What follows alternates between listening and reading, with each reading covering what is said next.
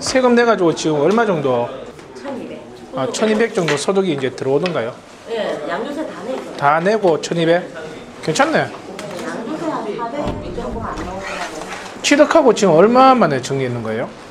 35일 경기 치고. 팔기 전에는 지옥이었잖아. 아, 맞죠. 35만. 혜정 씨, 이 모든 결과를 누구한테 감사해야 해요? 아, 선생님한테 감사한다고 날렸잖아요. 아, 저한테 감사하다고 얘기하면 안 되죠. 아니, 그 짝꿍한테 감사하다고 그래, 짝꿍한테. 짜증은 아무 돈을 안 줬는데. 야, 봤죠? 사람이 원래 이래. 정년 다음부터 밤에 전화가 안 와요. 그러니까. 원래 사람이 그래. 여기서 실망하면 안 돼요. 예. 여기서부터 전화 올 거예요. 아니, 선생님, 저 동네에 그거 법무법인 오지로 하면 돼요. 그거. 무슨 말인지 한 개도 모르겠네. 아, 희망인데 그거. 혜정 씨가 그 희망 임대 그거 됐어요? 예, 근데 창피해요. 내한테 얘기 안 했다 아니에요? 안 했죠. 아, 왜 얘기 안 하는데? 예? 아, 선생님 바쁜데. 아, 그런 얘기 하지 말라니까. 바쁜 데라고 생각하면서 항상 전화는 하잖아. 그렇죠. 어딜 걸 받았어요? 강원도 그냥 아예. 창원? 예. 그 나중에 카톡으로 물건 번호 좀 내한테 보내주세요. 근데 궁금한 게 뭔데요? 그거 하면 법무법인을 그쪽에서 이제 지정한 걸로 이제 법무법인 해가지고 이제 거기까지 그쪽에서 다친대요. 지정해 주는 데에서 자기가 골라가지고 하래요. 본인이 해도 돼요. 해도 물어봤더니 네. 너무 어렵다던데. 안 제가 해도 된다던데. 될까요? 할 수 있으면 본인이 해도 된다고. 전자등기 하는 걸 일반 법무사들이 잘 못하니까 할 수 있는 사람들한테 지정해가지고 하세요라고 시키는 거지. 지정해가 시키면 돼요. 50개는 되니까 좀 저렴한데 컨택해가지고 시켜도 되는 거고. 과하게는 얘기 안 할 거예요. 과하게 얘기한다 그러면은 지원 씨한테 부탁하세요. 깎아주니까. 지원 씨가 한마디 하면은 막 20만 원, 30만 원씩 깎잖아. 저번에 내가 그 법무사비 나왔을 때 몇 마디 하니까 1, 20만 원 깎이는 거 봤죠? 네. 똑같은 법무사니까 좀 과하다 싶으면 깎으면 돼. 여기도 희망 리치 들어갔잖아요. 네. 그 감정가가 얼마였어요? 3억 8,700? 거의 3억 9천이네. 지금 매물 나왔는 건 얼마에 나왔어요? 4억 9천에서 4억 9천이죠. 뭐 이런 걸 들어가야지. 이런 거. 나도 돈 되는 대로 해가지고 들어갔거든요. 제가 대동아의 부동산을 쭉 해오면서요. 분양권도 이렇게 여러 개를 많이 해봤는데 청약 들어가가지고 그동안 제가 당첨된 게 하나도 없습니다. 다 피주고 피 좀 오르면은 팔고 또 다시 피주고 사고 이런 식으로 했지. 요 희망리치 들어가는데 이게 경쟁 입찰이 아니라 그러더라고. 만약에 단독이 된다 그러면은 단독에서 이제 낙찰자로 이렇게 들어가는데 2명 이상 나오면은 경쟁해가지고 이렇게 붙는 형태가 아니고 거기서 임의로 뽑아가지고 이 사람이 낙찰자입니다라고 이렇게 정해버리는 거예요. 추첨. 그러니까 분양권하고 거진 비슷하죠. 불안한 거야. 나 어렸을 때부터 초등학교 때부터 학교에서 나오면은 문방구에서 뽑기 한번 된 적이 없거든요. 나는 뭐 무서운 일 잘 없어. 그래서 내가 클릭을 안 했지. 우리 직원들한테 이제 시키는데 우리 직원 중에서도 제일 무서운이 좋은 사람이 유아랑 강사. 그날이 월요일이었는데 휴가를 내더라고. 그래서 이게 검증 안 되는 직원들 있잖아요. 한 명씩 물건 하나씩 클릭하라고 대기하고 기다리고 있는 거야. 자, 클릭해서 나가봐. 다음 물건. 이렇게 나는 클릭 안 하고 다 해가지고 또 다음 또 이제 계속 뒤에 이제 줄 서는 거예요. 몇 개 됐겠어요? 빵개. 내가 들어갔던 물건들은 최소 현재 시세 차익이 8천, 9천 되는 것만 골라 들어갔어요. 우리가 평균적으로 일반 물건에 한 3천 정도 차익 본다 그러면은 꽤 잘 입찰 들어갔는 거잖아요. 그때 희망 리치에 들어갔는 그 3천 정도 차익 나는 거는 다 쓰레기라고 생각하고 안 들어갔어요. 혜정 씨의 큰 잘못은 입찰 들어갔는데 내한테 전화를 안 했다는 거. 그게 큰 잘못이에요, 큰 잘못. 그런 물건들은 쳐다보지 말았어야 돼요. 희망 리치에 들어가는 물건들이 얼마나 많았는데 총 물건들이 몇 개였지? 그러니까 200개 넘었단 말이에요. 그래서도 충분히 괜찮은 물건들도 많은데 한 3, 4천 이렇게 보고 들어가는 것도. 희망 임대 리치라고 하는 거는 그 정부에서 하우스 푸어를 위해서 집을 사줬는 거예요. 내한테 팔아라. 더 떨어져가 손해보면은 너희들 자산에 문제가 생기잖아. 너희들이 이 집을 팔고 나서 어디 갈 데가 없다 그러면은 우리가 소유자의 입장에서 너희들한테 임대차 계약으로 5년 동안 살게끔 해줄게. 5년 지나가지고 지금 나오는 거예요. 근데 이 사업이 계속 지속했냐? 14년도에 끝났어. 그 이유는 희망리치에 그 신청하는 사람들이 없어가지고 이제 사업을 중단합니다라고 이렇게 발표를 했어요. 내가 볼 때는 정부에서 돈이 없으니까 그냥 일반적으로 끊는 것 같아요. 그 이후로부터 정부에서 사주는 건 없어요. 이게 여러분들한테 그런 정보가 있으면은 빨리 눈치채고 낚아채는 것도 어떻게 보면 기술입니다, 기술. 근데 지금 서울은 많이 올랐죠. 그 당시 13년도, 14년도에 샀던 그 가격대가 감정가로 나오는 겁니다. 그러니까 거기에 살고 있는 사람이 5년 전에 소유자일 가능성이 되게 큽니다. 그러면은 5년 전에 내가 그걸 3억 9천에 팔았다. 눈 뜨고 보고 있는데 지금 4억 9천에 지금 매물이 거래가 된다. 배가 아프겠어요? 안 아프겠어요? 그러니까 계속 미연 씨한테 5월 초에 나간다 그랬는데 못 나간다고 5월 중순쯤에 나간다고 이런 식으로 얘기를 하는 거예요. 잔금 날짜가 언제예요? 6월 12일. 6월 12일이면은 우리가 시간 줄 수 있는 거는 6월 12일까지는 충분히 줄 수가 있는 거예요. 우리 늘 명도 해봤잖아요. 그 살고 있는 사람 약속 안 지키는 거. 근데 거기 그 공매 거기서요. 그분한테 연락하지 말라고. 왜요? 원래 저랑은 관계가 없고 자기들하고 이렇게 관계가 있는 거니까. 연락을 하면은 그 물건 지금 낙찰되는 거 취하될 것 같아요? 아니에요. 그러면 연락 안 할 이유가 있어요? 이 사람이 마음 먹고 안 나가면 어떡할 건데요? 만약에 공매로 우리가 낙찰받았다 해가지고 이 사람이 안 나가면 어떡하는데요? 경매처럼 인도명령 신청을 해요? 민사소송 들어가야 된단 말이에요. 그러니까 이것도 똑같은 거예요. 이게 어려워요? 이거 어려운 거 아닌데? 그러면 이렇게 한번 생각 한번 해볼게요. 우리가 지금 일반 거래를 해가지고 임차인을 놨어. 얘가 계약 기간이 지났는데 나는 더 올리고 싶어서 새로운 계약을 하고 싶은데 얘가 안 나가. 안 나가면 어떡할 건데요? 인도명령 신청하러 가야 돼요? 인도명령 신청은 경매로 낙찰받은 것밖에 없어요. 공매로 받든 일반 물건으로 세입자를 놓든 똑같단 말이에요. 소송해야 돼요, 소송. 얘가 지금 주택공사 품 안에 있을 때 계속 전화해가지고 다른 집을 계약을 알아봤습니까?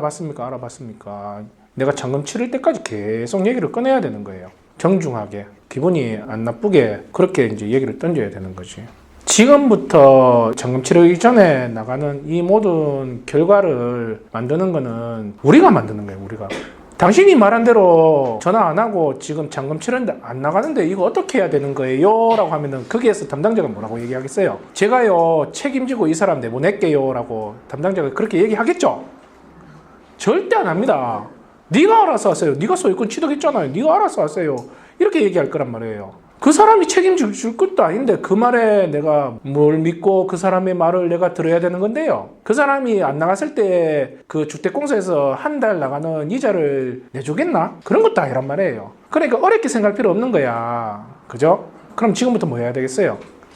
전화해야지. 답은 나와 있어요, 답은. 혜정 씨도 똑같아요. 계약 기간이 12월 달이에요. 그러면은 잔금을 최대한 늦게 치러야 돼요.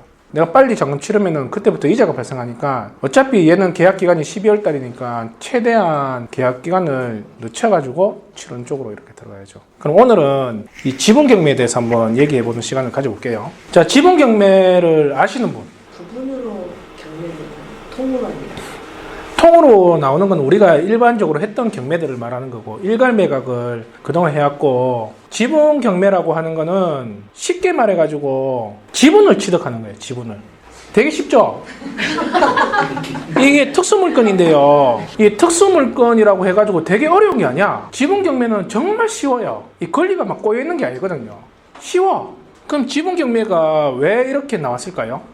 한 사람의 소유권을 취득하는 사람이 있었는데 그 사람이 어떤 이유에서인지 사망을 했단 말이에요. 걔가 사망했다고 해가지고 그 건물이 공중으로 훅 날아가는 게 아니죠. 부인이나 자식들한테 지분 상속이라는 거 들어봤죠? 두 번째는 쉽게 말해가지고 아파트를 예를 들게요. 아파트를 구입을 하는데 우리 집 사람하고 같이 소유권을 공유하는 거예요. 그러니까 둘이니까 부부가 둘이잖아요. 셋이 되면 안 되잖아. 그러니까 부부가 둘이니까 지분이 어떻게 들어가겠어요?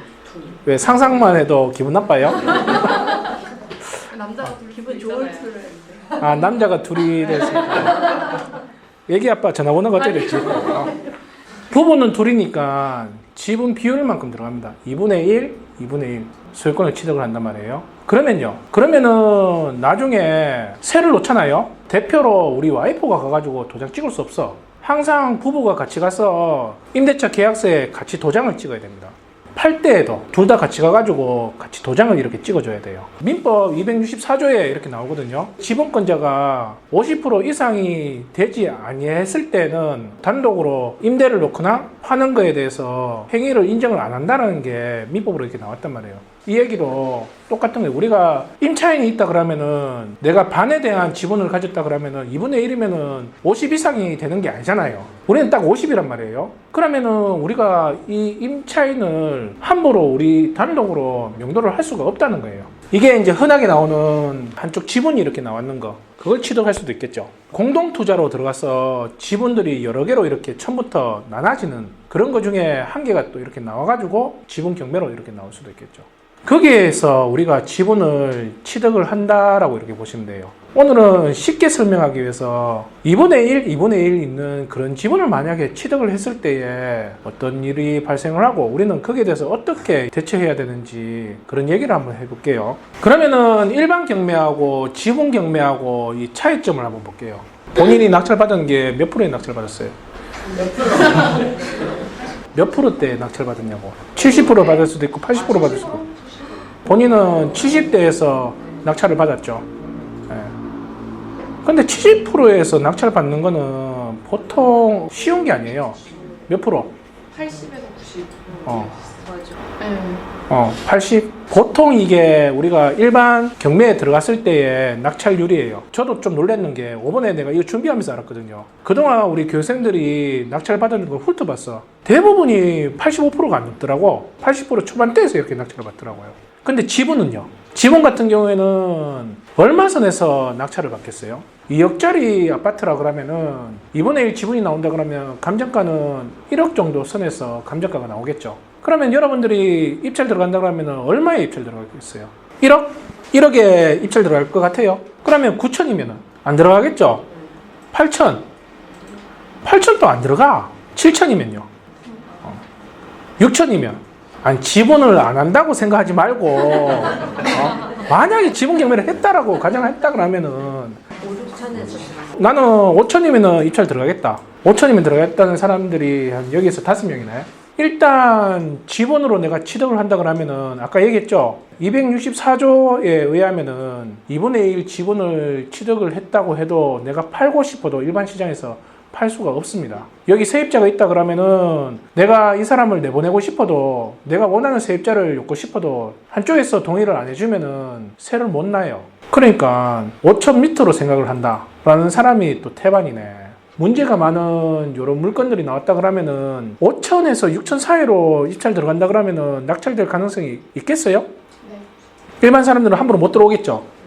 근데 그거는 제가 막 지분 경매 시작했을 때 그때는 6천만 원 안 넘기는 경우가 태반이었단 말이에요. 근데 지금은 그렇게 잘 못 받습니다. 특히 아파트 같은 경우에는 사람들이 지분에 대한 관심을 많이 가지고 있어요. 특수 물건에 대한 거에 대해서 두려움을 많이 가졌을 때는 들어오는 사람만 들어왔어요. 지금은 일반적인 매체에서 이 지분 경매에 대해서 많은 얘기를 해주다 보니까 이게 일반 초짜들도 지분 경매에 들어오는 경우가 많아요. 근데 실상을 알아야 돼요. 결론부터 얘기한다 그러면은 아파트 지분 경매 같은 경우에는 이제는 실상 재미가 없다. 토지하고 건물하고 일괄매각하는 그런 물건들을 차라리 입찰 들어가는 게 차라리 낫다. 결론만 얘기하면 그거예요. 이게 지분 경매인데요. 입찰가가 높은 게 현실. 지금 요즘에 낙찰되는 가격을 보면은 70에서 80%에서 낙찰을 받아요. 그러면 재미없어. 그리고 이 지분 경매 같은 경우에는 운이 좋아가지고 1억짜리를 6천에 낙찰 받았어. 그러면 지금 현재 4천은 갭을 보고 들어가는 거예요. 잘 받았는데 저 뒤에서 이상한 소리가 들려. 그 물건 제가 받겠습니다 라고 하는 사람이 있어요. 그게 뭐냐, 그 사람한테 우선적으로 매수를 할 수 있는 힘을 부여주는 게 있습니다. 공유자 우선 매수 신고라고 하는 거예요. 이 공유자 우선 매수 신고는요, 두 가지 방법이 있어요. 미리 사전에 이 물건은 제가 받겠습니다 라고 신고하는 방법이 있고요. 아니면은 매차 때마다 입찰장에 가가지고 누가 받는지 이제 지켜보는 거예요. 그럼 누군가가 6천대에 받잖아요. 그럼 그걸 저 뒤에 있는 사람이 제가 받겠습니다 라고 이렇게 하는 사람이 있어요. 그게 나머지 지분자. 그러면은 최고가 매수인이 6천에 적어가지고 낙찰됐잖아요. 그러면 그 최고가 매수인이 적은 그 가격에 자기가 취득을 하는 거예요. 그러면 최고가 매수인은 그 물건을 포기를 하든지 차순위가 되는 겁니다. 만약에 이 사람이 잔금을 안 치르고 미납을 했다 그러면 그 물건은 차순이 되는 그 사람이 그 물건을 이제 선택할 수 있는 권한이 되는 거예요. 일괄매각 같은 경우에는 공유자 우수매수 신고라는 게 없어요. 지분 전체가 다 나왔기 때문에 통용이 안 된단 말이에요. 지분경매 같은 경우에는 이게 통용이 됩니다. 실컷 조사해가지고 여러분들 입찰가 적어봤잖아. 입찰가 적을 때는 그날 저녁에는 잠에 한숨도 안 오잖아요. 될까봐. 그래가지고 적었는데 진짜 됐어. 근데 엉뚱한 놈이 와가지고 받아가 버리는 거예요. 이게 지분경매의 큰 리스크입니다. 리스크. 그 다음에 이제 중요한 게 명도입니다. 명도 기간이 아주 길어요. 지분경매 같은 경우에는 아까 제가 얘기했잖아요. 그 민법에 의해 가지고 반지분만 들고 있기 때문에 이 사람을 내보내려고 하면은 명도 소송에 들어가는데 명도 소송 자체를 받아주지를 않아요. 못 내보내. 내가 이 사람을 내보내려고 하면은 방법은 하나밖에 없어요. 그 사람 지분을 사들려가 이 사람 이제 나가세요. 새로운 세입자를 놓든지 아니면 제가 팔려고 합니다라고 이런 식으로 들어갈 수밖에 없어요. 뭐 어떻게 계기든 일단은 3개월 안에는 끝나. 일반 경매 같은 경우에는 내가 취득을 하고 빨리 끝나면 2개월 안에 끝나고 조금 늦는다 싶으면 3개월 안에 끝낸단 말이에요. 그러니까 이게 명도에 대해서 걱정을 할 필요가 없는데 지분경매 같은 경우에는 내가 이 사람의 지분을 취득하지 않는 이상에는 이 사람을 내보내지 못하겠구나라는 생각을 하고 들어가야 되는 거예요. 지분경매 같은 경우에는 장기적인 거 아니면은 단기적으로 볼 수 있는 방법은 하나밖에 없어요. 내가 이거 지분으로 취득을 했잖아요. 부동산의 나머지 2분의 1 지분에 대해서 제가 좀 팔려고 합니다라고 그러면은 부동산 사장이 웃어요. 여러분들도 이때 동안 시세조사를 해봤으면 아시겠지만 네이버 매물에 2분의 1 지분 팝니다라는 거는 매물을 못 봤을 거야. 거래 자체가 안 된단 말이에요. 그러면 누구한테 팔아야 되냐? 여기 점유하고 있는 나머지 지분을 들고 있는 사람한테 팔아야 되는 거예요. 근데 자기는 이거 안 팔고 평생 여기서 살 마음으로 있는 거야. 그러면 여기에 대한 나머지 2분의 1 지분에 대해서 필요가 없는 거예요. 이 집에서 나는 뼈를 묻을 거니까. 그럼 굳이 내가 살 이유가 없는데 나머지 지분 사십시오라고 하면은 이 사람이 콧방귀만 끼는 거예요. 내가 그럼 나머지 2분의 1 지분을 저한테 파세요. 그러면은 똑같은 반응이 나와요. 난 여기 뼈를 묻을 건데 내가 당신한테 팔아봐야 내가 이 평수에 맞춰가지고 어디를 가겠냐. 못 간다. 나는 살 생각 없으니까 알아서 하세요 라고 이렇게 얘기가 나와요. 그러니까 2분의 1 지분 같은 경우에는 팔지도 못하고 사지도 못하는 경우가 태반이에요. 간혹 10개 중에서 한 건, 두 건 정도는 우리가 살게요 라고 하는 사람들이 있어요. 그 간혹 나오는 그걸 가지고 지분 경매를 하면 된단 말이에요. 없다라고 생각하는 게 차라리 나아. 이게 지분 경매 현실입니다. 현실. 그리고 제일 문제가 되는 게 뭐냐? 대출이 안 나옵니다. 내가 만약에 아까 운이 좋아가지고 6천에 샀다. 대출이 안 나오기 때문에 일단 내 투자금은 6천이 묶여야 되는 거예요. 6천으로 잔금 치르고 1년이나 2년을 기다리는 수밖에 없어요. 돈이 너무 많이 묶여. 그게 지분 경매의 큰 단점이에요. 근데 일반 경매 같은 경우에는 어떻죠? 본인 대출 받았죠? 실제 투자금은 얼마 정도 들었어요? 수리까지 다 해가지고 얼마? 1,500 정도 되는데요. 월세로 냈는데 월세 보증금을 적금하나가지고 원래는 500이 안 돼요. 그러니까 보증금을 좀 낮췄는데도 1,500 정도 지금 묶였는 거잖아요. 그것도 지금 속상하잖아. 근데 6천이 묶였는데 여기에 수익도 안 나오고 1년도 아니고 2년 동안 내가 못 판다고 생각한다 그러면은 어떻게 했어요? 그냥 속상하고 말 것 같아요? 아니면은 누가 내보고 지분 경매하라고 시켰는지 그 사람 생각하면서 인형에다가 계속 못을 받겠어요? 특히 아파트 지분 경매 같은 경우에는 이제 돈을 벌려고 하는 사람들한테는 안 맞는 종목이에요. 그래서 제가 여러분들한테 조건 검색 들어갔을 때는 법정지상권이나 유치권이나 지분 경매는 그거는 빼고 물건을 고르세요 라고 이렇게 얘기를 하는 거예요.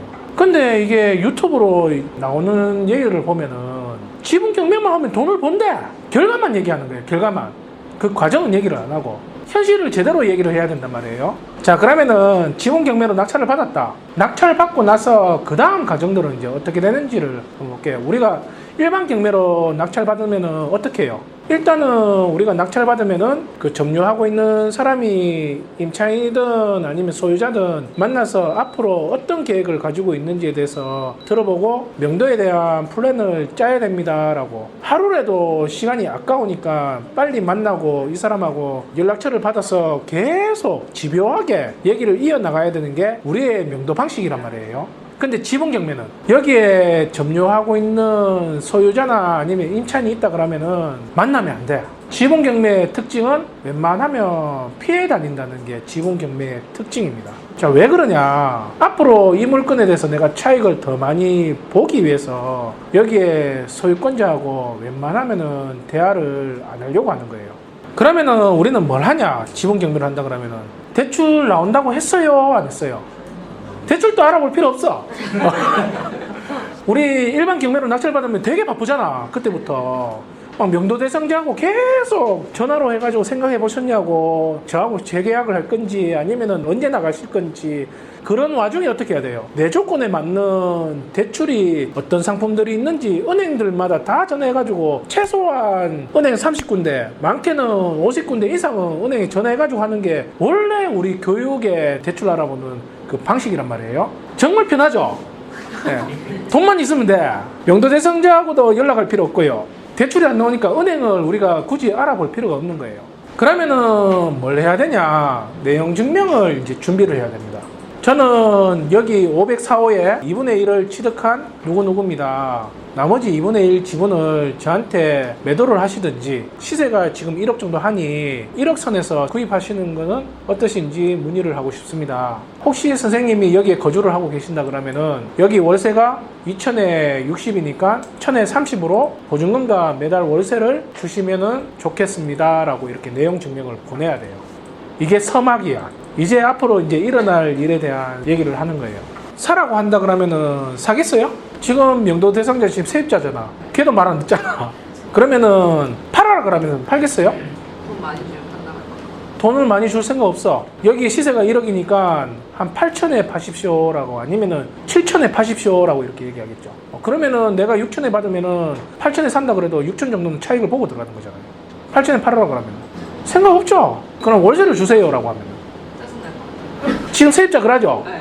지가 그냥 무단으로 거주하고 있는데 일수로 월세 주세요라고 하니까 되게 막 난리를 피우면서 뭐 이런 경우 다 있냐면서 뭐 이러죠. 똑같아요. 세입자도 그렇게 얘기하는데 소유권자가 그동안 그냥 자기 집이라고 생각해가지고 그냥 살았는데 갑자기 어느 사람이 나타나가지고 월세 주세요라고 하면은 그 줄 사람이 어디 있겠어요? 안 준단 말이에요. 이걸 최소한 6개월 동안 끌고 갑니다. 만약 30만 원이면은 6개월이면 180만 원이죠. 6개월 동안 끌고 가면서 우리는 뭐를 준비하냐? 부당이득 반환 소송을 준비를 해요. 그러니까 부당이득 반환 소송을 진행을 하면서 판결을 받았다. 우리가 소를 이렇게 진행을 하잖아요. 셀프로 소송하면은 그럼 결과 나는 게 6개월 만에 끝나는 거 없어. 끝나봐야 뭐 8개월 아니면 9개월 때 진행이 되지. 일단 부당이득 반환 청구 소송을 이렇게 진행을 하는 거예요. 그러면 빨리 끝났다고 해도 6개월쯤 되면은 빨리 끝나고, 보통은 거진 보면은 1년 정도는 돼야지 판결이 떨어진다라고 이렇게 보시면 돼요. 그러면은 판결을 받잖아요. 하는 사람은 이제 감이 오죠. 또 오늘 또 우리 여사님께서 도대체 무슨 말을 하는 거지라고 하는 표정으로 이제 보시는데, 왜 부당이득 반환 청구 소송이라는 생소한 이름을 가지고 이렇게 또 대표님이 핏대를 세우면서 이런 얘기를 하는 거지? 맞죠? 그걸 하는 이유는 이 나머지 2분의 1 지분의 강제 경매를 신청하기 위해서 판결 받는 가지고, 나머지 2분의 1 지분이 이제 경매로 이렇게 나오잖아요. 그때 되면은 이제 우리가 살 수가 있는 거야. 공유물 분할 소송 같은 경우에는 나는 이거 팔아서 차익을 남기고 싶은데 얘가 안 팔려고 그래.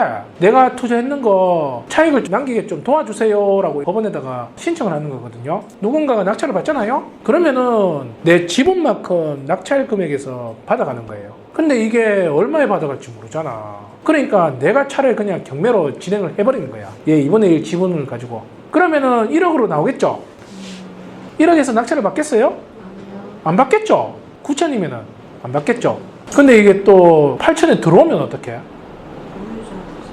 그렇지. 공유자 우수매수 신고를 걸어버리는 거야, 처음에.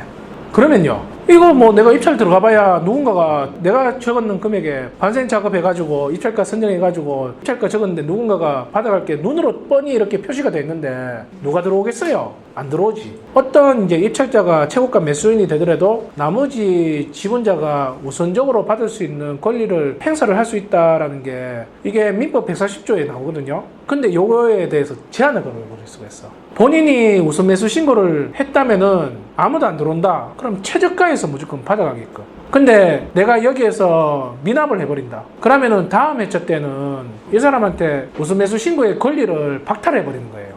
그러니까 이런 경우가 들어온다 그러면은 또 머리를 막 굴려야 돼. 그러니까요. 예전 같은 경우에는 내가 처음에 6천에 이렇게 받았다. 그러면은 또 내가 공유자 우선 매수 신고를 딱 걸어가지고 5천대에서 이렇게 받는 경우도 있었거든요. 그러면은 실질적으로 내가 받는 거는 1억 1천.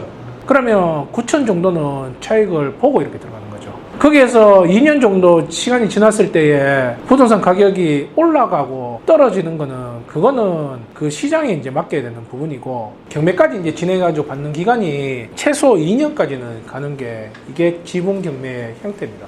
우리 교생이 받았는 물건으로 한번 설명해 줄게요. 3월달이면 저번 달이죠. 저번 달에 이제 교생이 받았는 물건인데 평균적으로 이렇게 받았는 물건이에요. 이게 안동에 있는 휴먼시 아파트입니다. 이거 같은 경우는 토지하고 건물하고 일괄적으로 다 사잡아서 이렇게 나오는 거죠. 100% 지분을 얻는 거예요. 감정가가 2억 2,800인데 실제 시세도 2억 2천 정도는 했어요. 한 번 유찰하고 1억 5,900에서 시작하는 물건이 우리 교생이 1억 8,400에 적어가지고 낙찰되는 물건이에요. 여기는 명도가 끝났어요. 점유하고 있는 소유자가 150만 원 정도인가? 이사 비용 받고 바로 나가주셨어요. 집 상태가 되게 좋았어요. 그래서 수리했는 비용도 250 안 들여가지고 수리를 했다라고 얘기하더라고. 그래서 그 법무사비하고 취득세하고 다 합쳐가지고 들어갔던 비용이 한 500 정도 이렇게 들어갔다 그러더라고요. 지금 여기에 전세로 1억 7,500에 나왔습니다.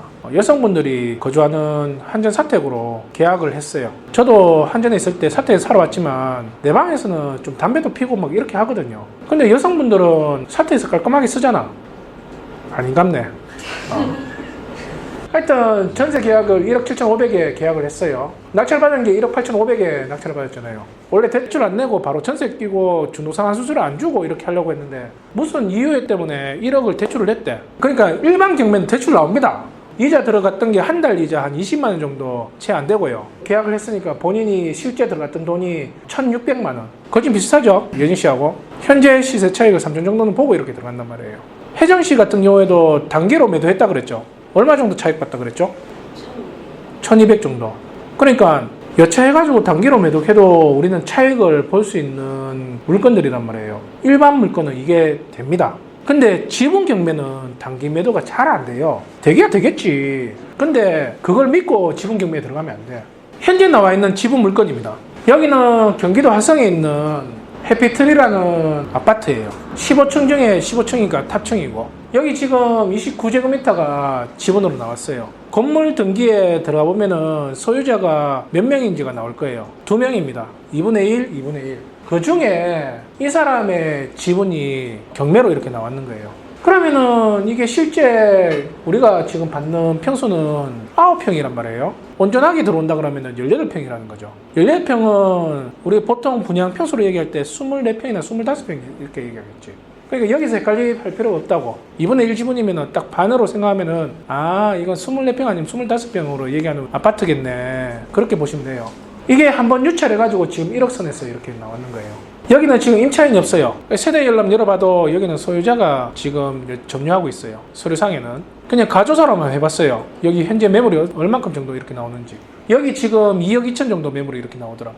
이 감정가가 1억 4,500원 안 맞는 거야. 여기는 탑층이잖아요 또. 잘 봐도 여기는 감정가가 1억 1천에서 이렇게 나와야 되는 거예요. 그러면 지금 들어가면 돼요? 안 돼요?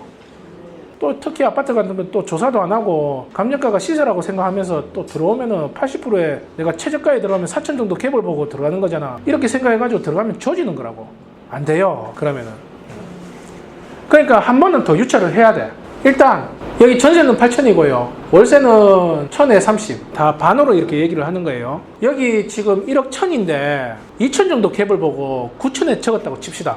일단 받고 봐야지. 받고 나서 그 다음 진행을 어떻게 하든지 해야죠. 근데 저는 9천에 안 들어갈 거예요. 저는 실제 들어간다 그러면은 많이 적어봐야 8천이고 아니면 떨어지더라도 그냥 7천선에서 적든지 이렇게 들어갈 거예요. 그럼 떨어지겠지 뭐. 떨어진다는 생각으로 계속 던져보는 거예요.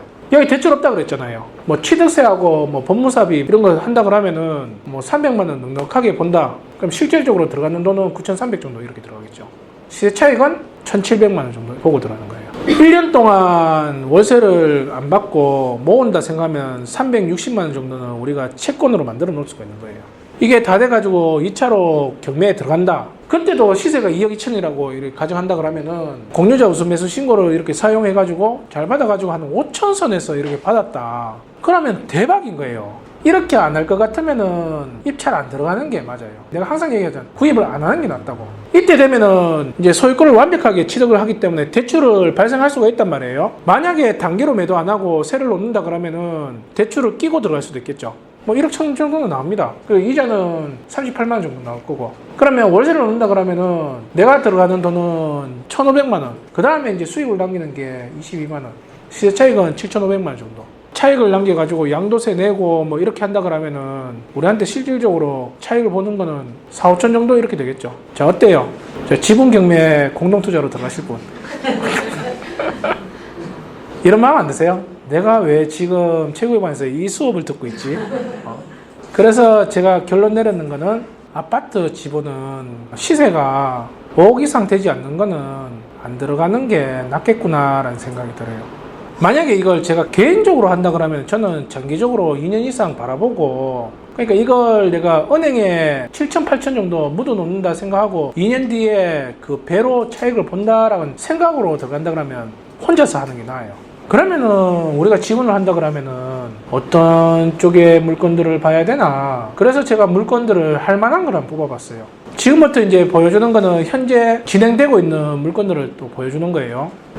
네, 아까 같은 아파트에도 예. 2분의 1이 나머지 사람은 일단 자기의 재산 아닙니까? 그쵸. 근데 그러게 법적인 절차를 통해서 일단 강제로 뺏기는 거 아닙니까?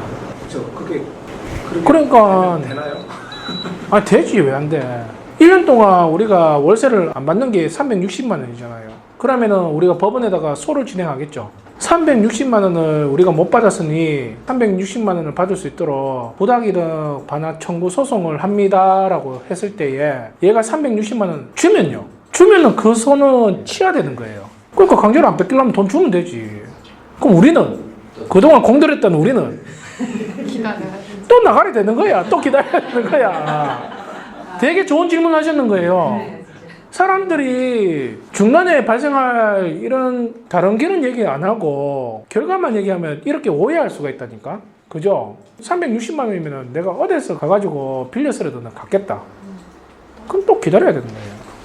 그러니까 우리 마음에는 안 갚았으면 좋겠는데 갚아버리면 짜증나는 거야. 월세가 그러면은 한 200이다. 그래서 이제 나머지 2분의 1 지분만큼 100만 원씩 받을 수 있는 권리가 있다. 1년이면 1200만 원이죠. 200만 원짜리 집이 어디 있지? 그러니까 아까 내가 얘기했잖아요. 이게 2억짜리나 3억짜리 들어가는 것들은 월세가 100만 원 이상 안 된다고. 그러니까 이거는 중간에 변수가 너무 많은 거예요. 차라리 월세가 많으면 나쁘진 않겠지. 그럼 이 사람이 잘 안 갚겠죠. 그러면 금방 말했는 것처럼 강제로 그 집을 빼앗을 수도 있겠지. 그죠? 왜 마음 아파요? 아, 오늘 교회 갔다 오셨어요? 오늘 부활절 아닙니까? 자, 어쨌든 이 물건을 한번 볼게요. 여기 지금 보증금이 얼마예요? 1억 1,800, 거의 1억 2천이죠. 나머지 돈은 우리가 받아야 되는 거 아니에요? 6천만 원 받아내야 되는 거잖아. 그걸 부당이득 반환 청구 소송에 들어갈 수 있다니까. 당장에 6천만 원 주세요라고 이렇게 얘기할 수 있단 말이에요. 그리고 월세는 매달 130만 원씩 주세요라고 이렇게 바로 요거는 진행할 수 있는 거예요. 그죠? 갑자기 아이, 사람들이 아파트 보다가 지금 이거 보니까 간사하네, 간사해. 현수 씨는 아까 자다가 이제 잠도 안 자고. 원래 사람들이 이런가 봐. 지분 경매는 장기적으로 우리가 투자를 하고 차익을 남기기 위해서 하는 게 지분 경매입니다. 이걸 개념을 알아야 되는 거예요. 단기로 우리가 이걸 투자해가지고 차익을 남긴다라고 이렇게 보시면 안 돼요. 이 지분 경매 같은 경우에는 여러분들한테 말씀드렸듯이 그 절차가 있습니다. 소송을 해가지고 그 판결을 받아가지고 나머지 지분에 대한 걸 다시 강제 경매로 신청을 해가지고 그 지분을 저렴하게 사가지고 팔아가지고 차익을 남게 되는 게 지분 경매입니다. 최소 2년이에요. 최소 2년. 이거보다 더 걸릴 수도 있단 말이에요. 그리고 우리는 셀프 소송으로 들어가가지고 다 처리를 해야 되는 게 우리 입장. 지분 경매를 접근하는 걸 오늘 알았다는 분 대부분이네. 지분 경매는 솔직히 어려운 게 아니에요. 뭐 권리가 꼬여 있는 것도 아니고 어려운 게 아니란 말이에요. 단 시간에서 우리가 버티느냐 못 버티느냐 그 차이 뿐이에요. 그 시간을 투자한다라고 보시면 돼요. 그게 지분 경매. 자, 오늘 지분 경매 이렇게 설명했습니다. 궁금한 거 있으면 개인적으로 연락 주세요. 예, 수고했습니다. 감사합니다. 네.